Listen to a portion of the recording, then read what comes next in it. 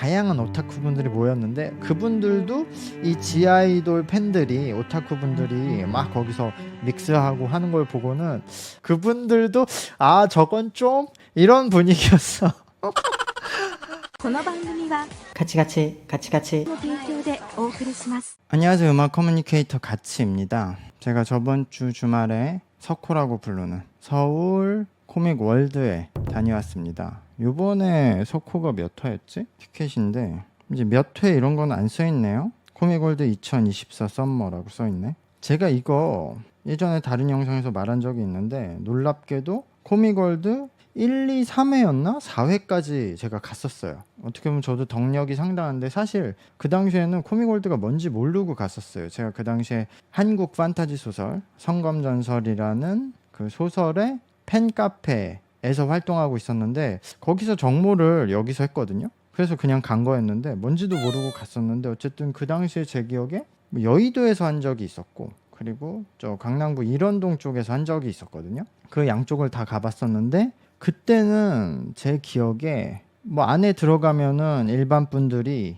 이렇게 자기들이 그린 그림 만든 굿즈들을 막 판매하는 것들만 있었고 그 관 밖에 외부 장소에 사람들이 이제 코스프레 하는 사람들이 있었거든요. 근데 그때도 신기했던 게 그 1화 때도 코스프레를 하고 온 사람들이나 아니면 코스프레를 안 하고 온 사람들한테도 그냥 지나가는 사람들이 자유롭게 혹시 같이 사진 찍으면 안 돼요? 하면 사진 찍는 문화가 있었어요. 그때부터. 그게 저는 어린 나이에 되게 신기했어요. 제가 1화 갔을 때 아마도 중학교 3학년이었나? 뭐 그랬던 것 같아요. 그 정도 나이. 근데 아마 그게 이제 일본에서 그렇게 하니까 그대로 들여온 거겠죠? 지금 한국에서는 코믹월드가 가장 오래되고 큰 이런 뭐 애니메이션, 뭐 만화, 서브컬처 행사 중에 하나고 이제는 뭐 서울 팝콘이라든가 또 연말에 하는 게임과 애니메이션 페스티벌 그것도 이제 크게 하고 있죠. 근데 어쨌든 코믹월드를 저는 그러면은 그때 중학교에서 이제 3, 4회 때 마지막으로 갔을 땐 고등학생이었는데 그때 가고 무려 거의 그럼 25년 정도 됐나? 만에 처음 간 거예요. 요번에 VIP 초청을 받아서 갔는데 이제 VIP의 특권은 딱 하나. 그 입장 대기 없이 그냥 표를 안내 데스크에서 발권받아서 바로 들어갈 수 있다. 그거 하나였어요. 그래서 이번에 제가 코믹월드에 초청을 받은 이유가 코믹월드에서 설 앞에라고 해서 서울 라이브 아이돌 페스티벌을 이제 올해부터 개최를 했습니다. 그래서 1회를 저번 주에 코믹월드에서 진행을 했고요. 이제 2회를 9월 달에 노들섬에서 개최를 한다고 하거든요. 그러니까 특이하게도 1회, 2회를 한 해 개최를 하는 건데 몇 년 만에 갔는데 예전처럼 그런 개인 부스 쭉 있고 거기서 여전히 여러 가지 물건들을 팔고 있고 또 사시는 분들도 여전히 많고 저는 이제 일본 코믹월드 8월 중순에 하는 거 그것도 한번 일 때문에 가봤거든요.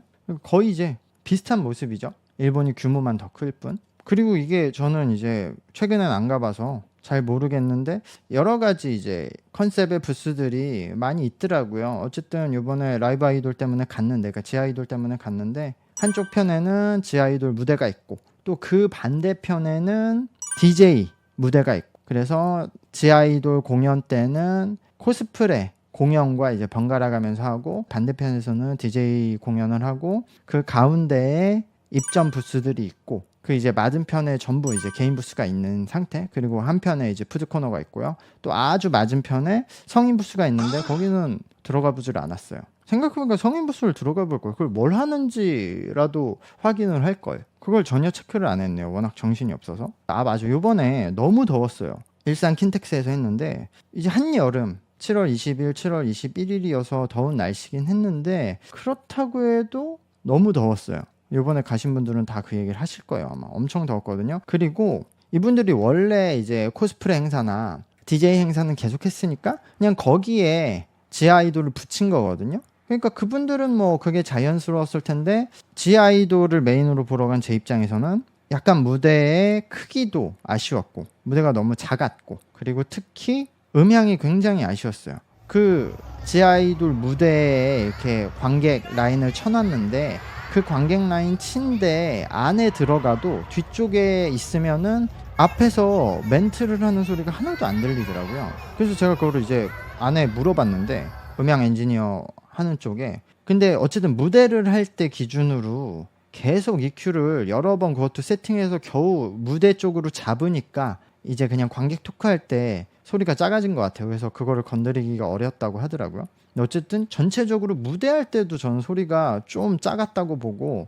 멘탈 땐 거의 작아서 그런 것들이 좀 아쉬웠고, 아까 말한 대로 무대가 너무 작아서 좀 아쉬웠다. 근데 전체적으로 요번에 지아이돌이 좀 이 코믹월드에서 분위기가 괜찮았던 게, 그 홀 전체에 소리가 나오는 곳이 이 지아이돌 공연장밖에 없어서 이게 좀 살았어요. 사람들이 관심을 가지게 된 거예요. 저기서만 소리가 날 거, 저거 뭐야 하고. 근데 딱 쳐다보면은 그 믹스 콜을 한다든지 그 여러 가지 팬들의 노는 방법이 있으니까 눈길은 확 들어오잖아요. 그래서 주목은 많이 받았다. 근데 제가 거기 이렇게 서 있으면서 보면서 재밌는 점은, 거기에 이제 난다 긴다는 오타쿠 분들이 다 모인 거잖아요. 우리나라 최대 오타쿠 축제니까. 그래서 특히 여장 하시는 남자분들이 굉장히 많이 왔거든요. 그런 여장을 하고 싶어 하시는 분들, 좋아하시는 분들은 평소에 여장을 할 만한 데가 별로 없잖아요. 이렇게 많은 사람 앞에서 할 수 있는 건 이런 행사 때뿐이잖아요. 그러니까 거기에 여장을 하시는 남자분들이 굉장히 많이 왔는데, 그러니까 그렇게 뭐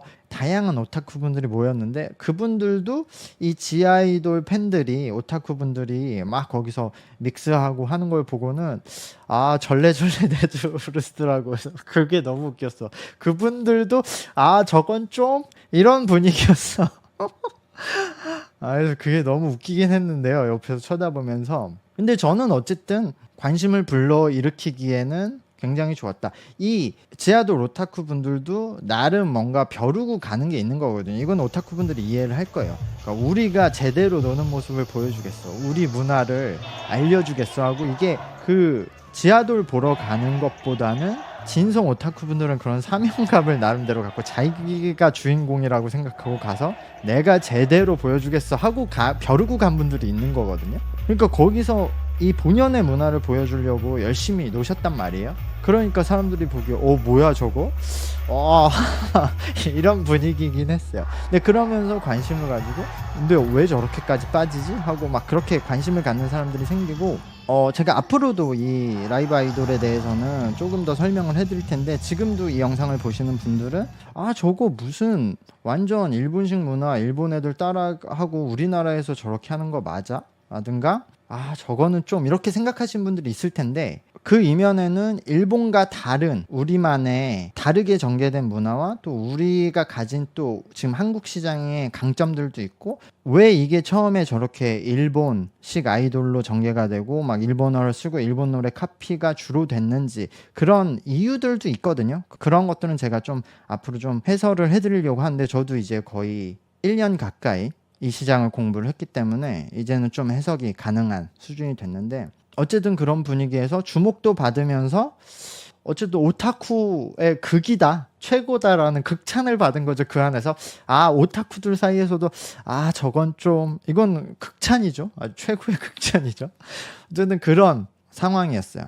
한국에서 지금 활동하고 있는 인기 있는 라이브 아이돌들은 거의 다 총출동을 하고, 거기에 일본 팀하고 대만 팀들까지 왔어요. 4팀이었나? 뭐 이렇게 와서 나름 구색은 갖췄고, 그래서 거기서 공연을 하는 팀들은 다 좀 짜금했지만 무대 바로 맞은편에 있는 개인 부스들을 하나씩 받아서 거기서 이른바 체키권이라고 하죠. 같이 사진 찍고 뭐 홍보도 하는 그런 이벤트를 했어요. 그래서 몇몇 팀은 아예 그 공연 전이나 후에 거기 전체를 직접 그 활동하는 아이돌 분들이 돌아다니면서 이제 전단지 돌리면서 홍보도 하고 그런 시간을 가졌어요. 그래서 지나가면서 관심을 가져하는 분들도 많았고, 근데 제가 항상 요 라이브 아이돌 일을 하면서 느끼는 거지만, 다른 분야에서 라이브 아이돌을 굉장히 부러워요. 왜냐하면은 라이브 아이돌 공연, 코스프레 공연, 라이브 아이돌 공연, 코스프레 공연 이런 식으로 전개가 됐는데, 코스프레 하시는 분들은 그냥 지나다니다가 저 사진 한번 찍어도 될까요? 하면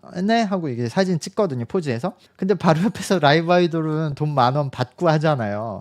같은 공간에서 여기선 공짜로 찍고 여기선 유료로 찍혔잖아요. 그러면 코스프레 하시는 분들은 얼마나 열로 오고 싶을까. 그래서 실제로 코스프레 하는 그 운영하는 회사에서 본인들 좀 모델들을 데리고 지아이돌을 만든다고 그 진행을 하고 있는 걸로 알아요. 그러니까 들어오려고 하시는 분들이 꽤 많은 것 같아요. 어쨌든 그게 딱 한 공간에서 이루어지니까 저 옆에서 보는 게 재밌기도 했고, 근데 그런 면에서는 역시 라이브 아이돌이 강점이 있는 게, 라이브 아이돌은 어쨌든 공연을 뭐 주 1회에서 인기 팀들은 주 3회 정도 하고, 이 네키루 같은 팀은 애초에 주 5회 연습을 하거든요, 트레이닝을. 그러니까 그런 코스프레 팀들이 아무리 나름 연습을 하고 커버 공연을 해도 그렇게 같은 장소에서 번갈아 가면서 공연을 하면 라이브 아이돌이 훨씬 잘하는 모습이 티가 날 수밖에 없어요. 우리들이 봤을 땐 라이브 아이돌이 뭐 노래나 춤이 별로 못하는 것 같은데, 그 서브컬처 씬에서는 라이브 아이돌이 그래도 공연 짬밥이 있기 때문에 굉장히 잘하는 편에 속한다.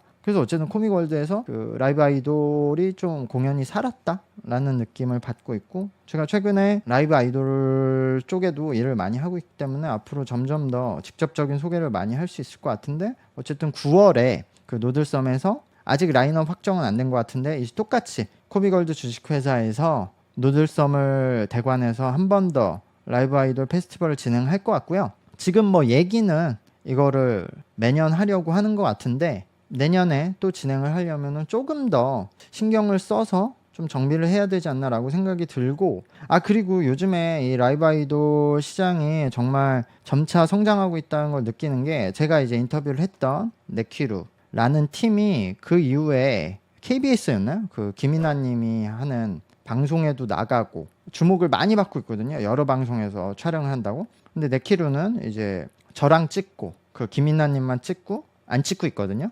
제가 김이나님과 졸지의 동급.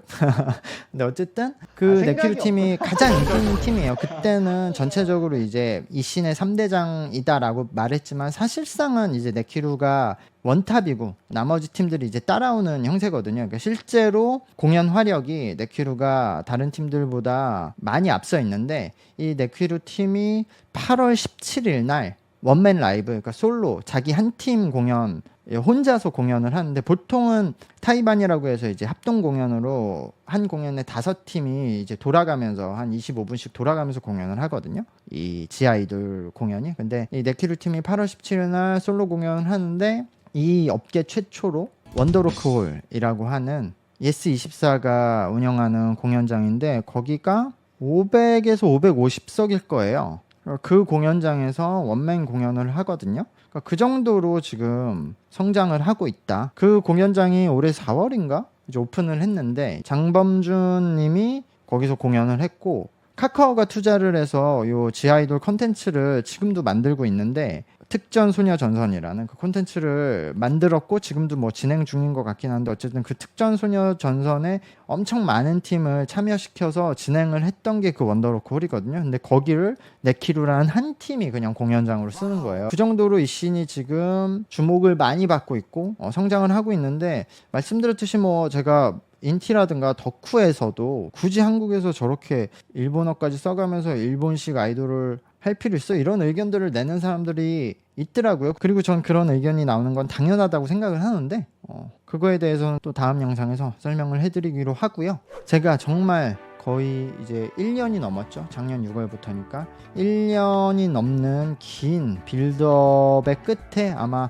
올해 연말에 제 회사를 세울 것 같아요. 이거를 제가 회사를 세우네, 다른 회사에 들어가네, 아니면 회사를 세울 때 투자를 어떻게 받네, 아니면 뭐 구조를 어떻게 하네, 어떤 컨텐츠를 메인으로 하네, 이거를 계속 조율하고 변경하는 게 1년이 걸렸는데, 지금 말씀드리면은 그냥 일단은 제가 법인회사, 엔터테인먼트 회사를 하나 세우고 따로, 이건 투자를 안 받고, 그리고 투자를 받을 거를 그냥 그 회사들과 컨소시엄을 묶어서, 몇 개의 회사가 컨소시엄을 묶어서 같이 활동하는 형태로 갈 것 같아요. 원래는 제가 다른 회사로 들어가는 걸로 진행을 하다가 제가 만드는 걸 투자받는 걸로 하려다가 어쨌든 결국엔 이런 형태로 진행이 될 것 같아요. 그래서 왜 이렇게 진행이 됐는지, 그리고 어떻게 진행을 하고 있는지, 그리고 그러면은 사실상 그렇게 같이 묶어서 같이 일하는 회사가 어떤지도 이제 차차 영상으로 소개를 드릴 테니까 그런 것도 관심 있게 봐주시면 감사하겠습니다. 비가 많이 내렸다가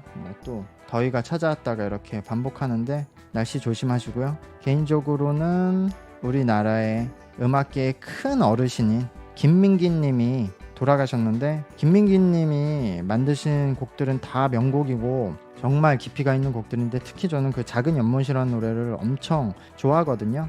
그래서 가슴 깊이 명복을 빌면서 이 영상 끝내도록 하겠습니다. 감사합니다. 안녕.